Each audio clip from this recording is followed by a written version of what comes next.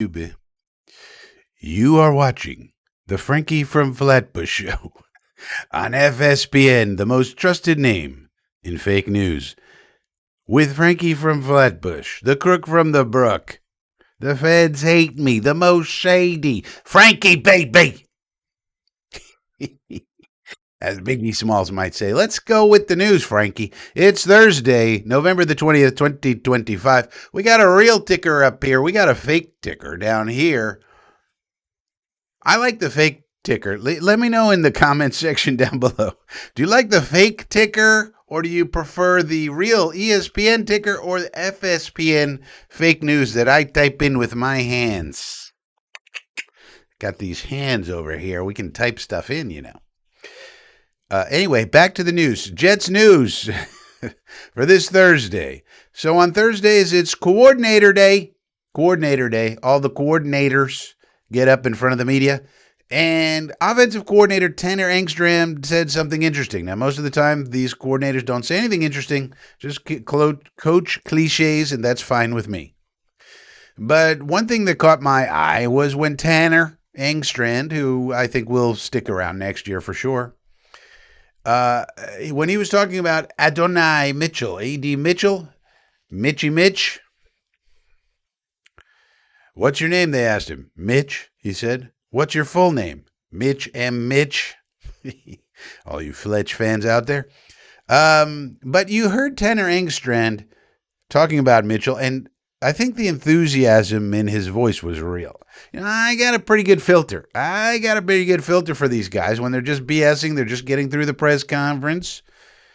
But when he started talking about Mitchell, he had a lot of enthusiasm, and I thought it was real. And so I think this coaching staff really is excited. Everybody says they're excited about everything, but I think they truly are excited about having Mitchell here. And he talked about getting the separation, and yeah, he had a couple of drops, but he's just getting into the offense and blah, blah, blah. So if the kid can perform, I mean, I think we've already seen Mechie. He can be a wide receiver 3. He can be a nice slot receiver. Arian Smith can get open. Why they can't get him the ball, I don't know. But he's wide receiver 4. That'd be fine. And if this kid Mitchell can be wide receiver 2, then they got a pretty stocked room for next year. And we can focus our attention on the defense and the quarterback, of course, in the draft. Now, so I thought that was interesting from a, coach's comments. In the NFL, the head coach talks right after the game on Sunday. Then he talks again on Monday. Then he talks again on Wednesday. Then he talks again on Friday. That's the head coach. And the coordinators, so that's 4 times a week. The coordinators just 1 time a week. And that's on Thursday. So that's from the procedural. Now, other procedural injuries. We got some injuries over here. So the injury report, Kene popped up on the injury report today, and the man cannot stay healthy. Kene Nwangu. If only he could, he would certainly be in line for a new contract. Hopefully he can play, but he didn't practice today at all after not being on the report yesterday. So that tells me it's probably a serious hamstring injury. Somewhat serious anyway. Otherwise, he would be limited. And so perhaps he's going to be out another game. And that's the only thing that really makes you hesitate in giving Kene a new contract for next year is these injuries. So we'll see how that works out. But if he's not back there, we got other people. But Will McDonald was limited after being DNP. Harrison Phillips, another key player on our defense, was LP. And most excitingly, Marcelino McCrary-Ball went from LP to FP. So he went to a full practice on Thursday, so he should be good to go for the game. There should be a couple of transactions being made soon because McCrary-Ball's got to come off the IR. Then we got to put Saunders officially on the roster. So there's going to be a couple of roster moves here within the next couple of days. But getting McCrary-Ball back is good because we need to evaluate him for next year. Is he part of the linebacking core? He's also a big special teams guy. So we'll see. Tippmann was back. He had a personal issue, no physical issues. And A.Z. Thomas full today. So that's what you expect. That's what you want. He had the concussion, so he got through the practice on Wednesday, and then he was able to practice today. Obviously, he would not have been if he had any symptoms, so that tells you he was symptom free today.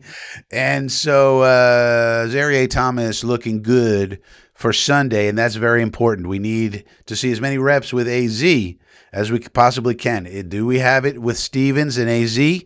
Are we comfortable with that as the starting duo on the outside for next year? And if so, okay, great. Then we just got to find out about Brownlee, and if he's going to be a backup type, then we need to go get a slot corner. Okay, no problem. But if AZ, isn't looking good, then we got to, got to look at cornerback more strongly in the draft. So that's the injury report. What else we're doing? A little bit. Let's do a little smattering of news here and there. I keep an eye on a lot of the teams that are in the ghetto with us and remind people what the ghetto is, Frankie. Well, I have this metaphor for the NFL being a neighborhood or a city or a village or however you want to say it, where there's a gated community. That's all the really good teams that are always in Super Bowl contention, the Bills, the Ravens, usually the Chiefs. The Chiefs may be falling a little bit this year. But then there's the middle class neighborhood where the sometimes good teams, sometimes bad, they're in the middle. And then you have the ghetto. And that's where the Jets reside, of course. And another team that resides there's the Cleveland Browns. But they have a player named Carson Schlesinger that's caught my eye.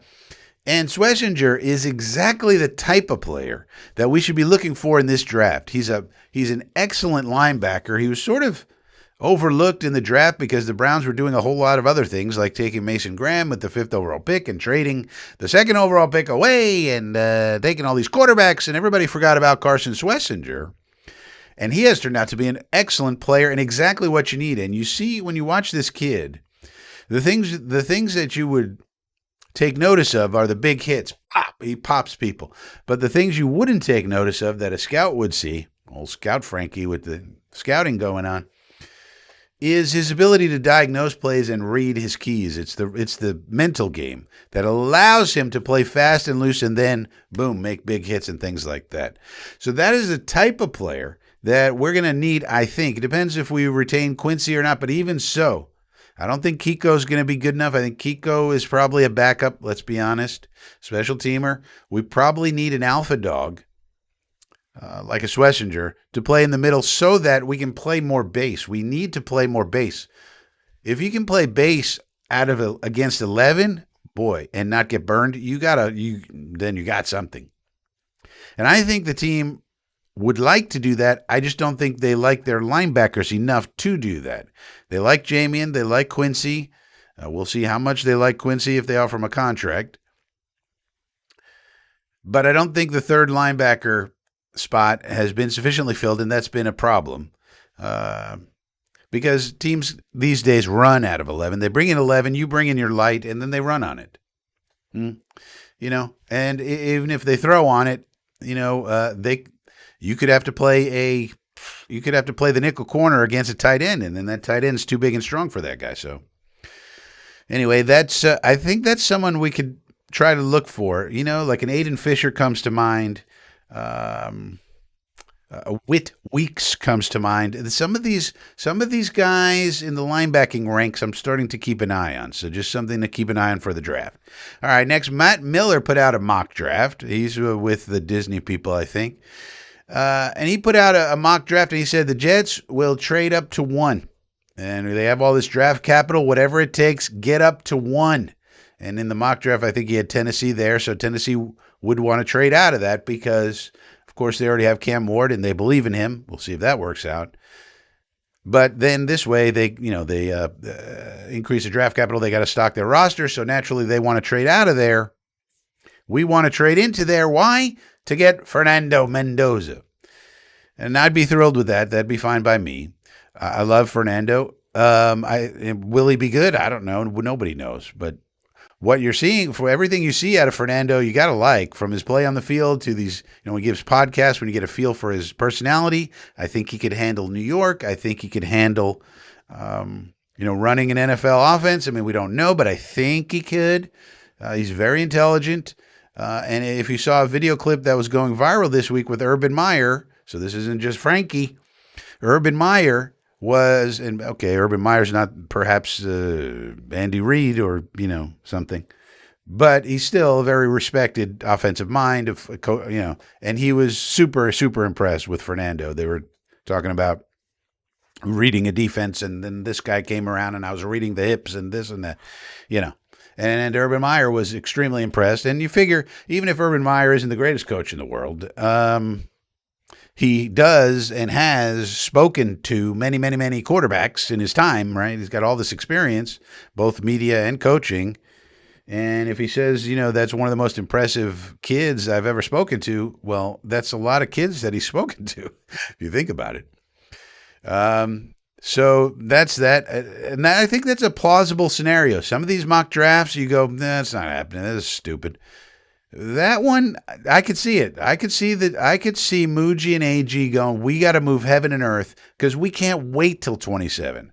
I mean, ideally, maybe you would, but then again, you don't know who's coming out in 27. If they love the Fern Dog, and let's just assume he comes out, it's hard to assume he won't, because it's hard to imagine him having a better year than he's having now, especially with the team's success that they're having.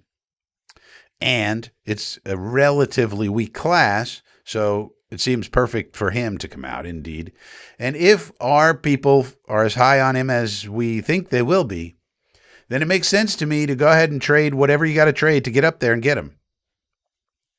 Because I don't think the regime wants to wait. I mean, so when we get the rookie, now my theory is you sign another veteran in addition to Justin's already here. I would keep Justin unless somebody wants to trade for him. I would keep him. I would sign another veteran and then have the two, basically do the Giants plan. You have the two veterans here. If you have to start the other veteran with Justin being the backup, fine, and the rookie learning. But you hope that the rookie comes in and kind of kills it the way Jackson Dart did with the Giants. And then at some point when he's ready, he comes in. Make him compete. He's got to earn it. All that. You do not do what we did with Zach Wilson. No, sir. We do not do what we did with Sam Darnold. No, sir. The team is much better than the Sam Darnold teams. And the coaching should be much better overall. Just competent level coaching instead of this Adam Gase craziness. And the team around him will be better. And, but you don't do, in that case, we just said, okay, you're the day one starter. Save us, Sammy. That was a terrible idea. And the same thing with Zachy. We did the same exact thing. We said, okay, save us, Zachy. It's your job. No veterans around, nothing. You're going to learn everything. And we'll give you 1,000-page playbook. Learn it to be an expert. And if you don't do well, I mean, that was pretty stupid. And now we had some bad luck because Coach Knapp passed away, and that's horrible. And it was horrible for us. It was horrible for him. It was horrible for his family. Horrible for everybody. But also was a key part of the plan that we didn't get to implement. But nonetheless, this time around, let's put some veterans there. We're going to have a better team around. We're going to have we'll sign some free agents, and then whoever we draft this year, and we have some good draft capital, even if we trade some of it away to move up,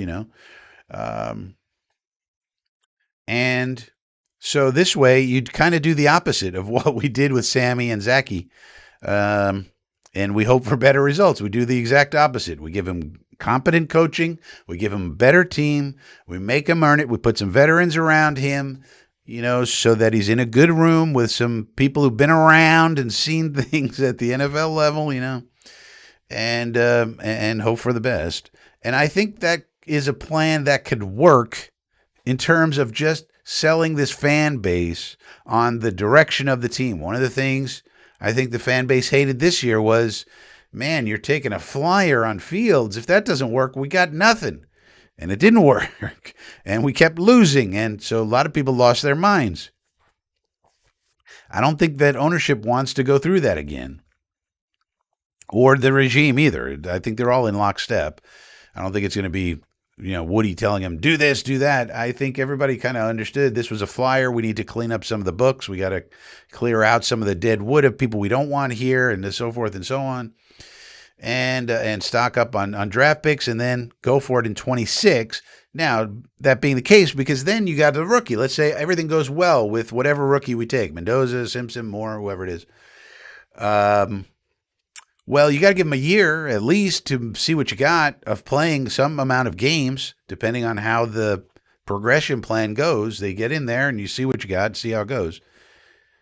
But even if it goes poorly, they're going to get another year. So then that's 27. So I don't think they want to push this whole thing out to 28 because then you're getting a rookie in 27, and then you got to wait to 28 to see what you got in 29. I don't think anybody wants to wait that long. I think the fans would burn the stadium down. I don't think. But if you give us a Mendoza or a Moore or a Sims, however it works out, plus veterans, then people can see the plan. And I think there'll be some patience. And hopefully, with that kind of a plan, you won't need to have as much patience. That being, that's what you got to hope. That's what you got to hope. But the point being that that's realistic to me. I mean that scenario that Matt Miller put out there, that seems realistic of what could actually happen. And we're getting reports from the idiots like Chimney and Rosenblather and Country Club, Connor Hughes, narcissist in chief.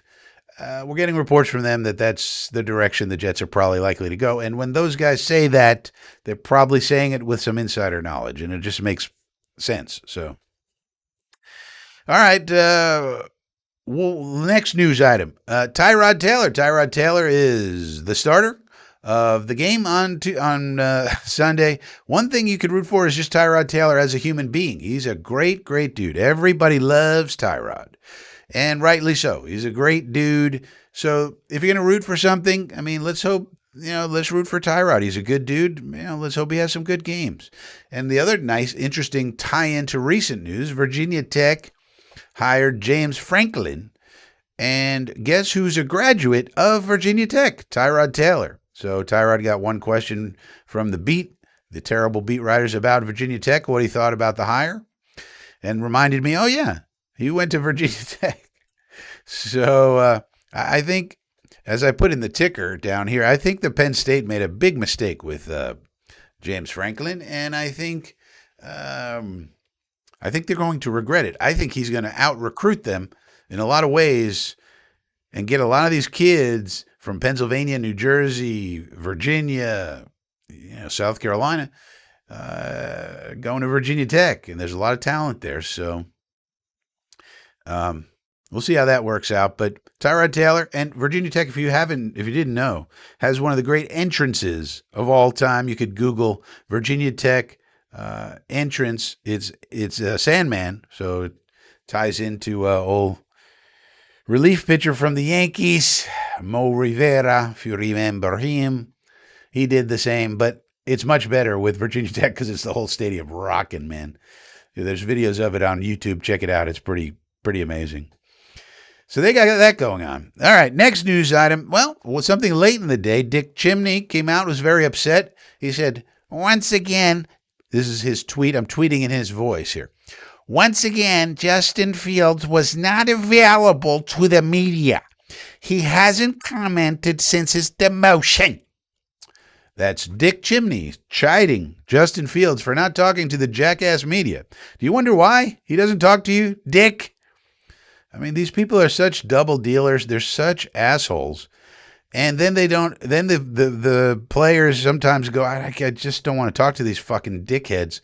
And then they have a conniption about that. Oh, God forbid they don't want to talk to you.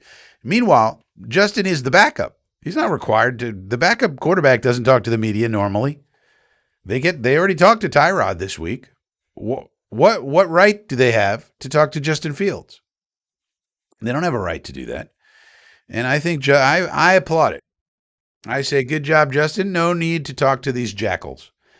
They're just a bunch of assholes. If the NFL finds you, pay the fine.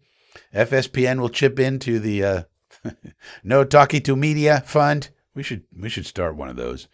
And because there's no reason. There's just no reason. You're in a no-win situation, and they know that, and they love to put young men in no-win situations so they could get juicy, juicy headlines, clickety-clicks, and they could all make their millions of dollars off the backs of these young men with very little talent. I mean, it's funny about Dick Chimney's podcast. He needs a producer. He needs an executive assistant. He needs all these people behind him just to put out a fucking podcast. He can't open up a mic and figure it out. Does Frankie have any producers? I got nothing. I got this hat over here. I got this New Paltz hat. I got this fuck the refs coffee. How about that? This is what we got at the Frankie FSPM studios. But we got no producers. We got no executive assistants. We got nothing. We could figure out how to get a show on the air. And he only does his once a week. We do our show almost damn near every day almost. And, but Frankie, you're not an insider. You don't talk to anonymous sources. My sources told me. These fucking people, they refuse to put their name on anything, but yet they have plenty to say about our players, our coaches. They have all these people are so talkative about everything, but don't put my name on that. Don't put my name on that. No. I'm anonymous. Got to keep it anonymous. Kind of a person just anonymously. I mean, you see me making fun of people and laughing. Yeah, here I am. I'm not saying it's Frankie from Flatbush. Right here.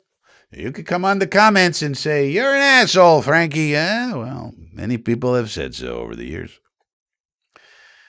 But anyway, that's all I got for this Thursday. Let me know. One more thing. Juwan Briggs. I forgot about Juwan Briggs. Juwan Briggs came out and said he's looking forward to playing on the grass of Baltimore.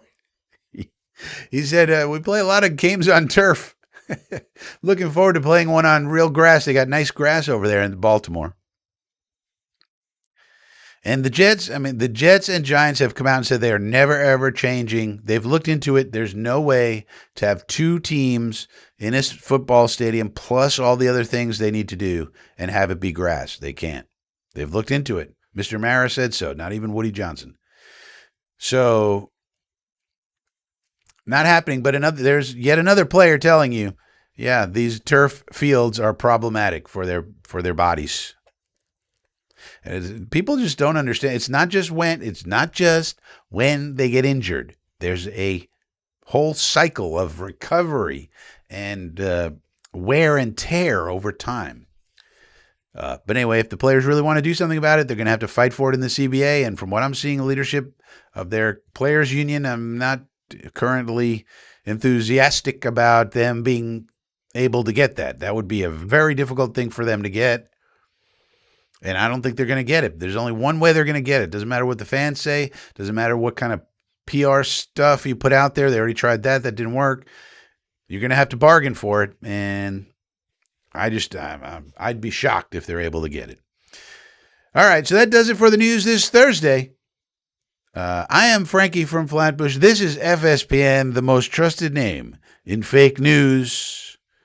And I will see you next time.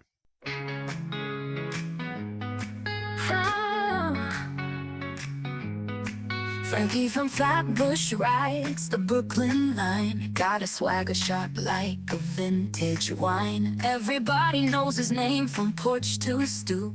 Hustling dreams in every loop. In the park he struts, hits the handball wall. Echoes hear the stories when the shadows fall. Got 1,000 tales and a confident grin. On the streets of Flatbush where legends begin. Frankie from Flatbush got the city glow, lighting up the borough with his every show. He's the heart of Brooklyn, never laying low. Frankie from Flatbush, always on the go. Bodega lights flicker when Frankie's near. He's got the rhythm, everybody cheers. Corner talks and sidewalk chalks his fame. In the Flatbush breeze you'll hear his name. Underneath the subway on the magic's real.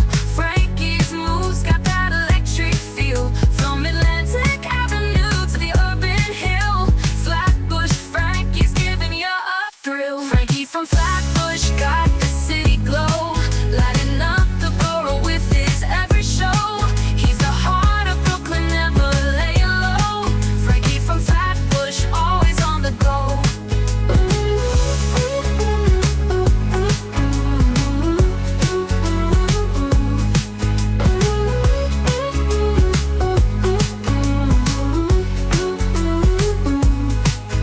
Bodega lights flicker when Frankie's always near, lighting up the borough with his every show. He's the heart of Brooklyn, never laying low. Frankie from Flatbush, always on the go. Frankie from Flatbush got the city glow.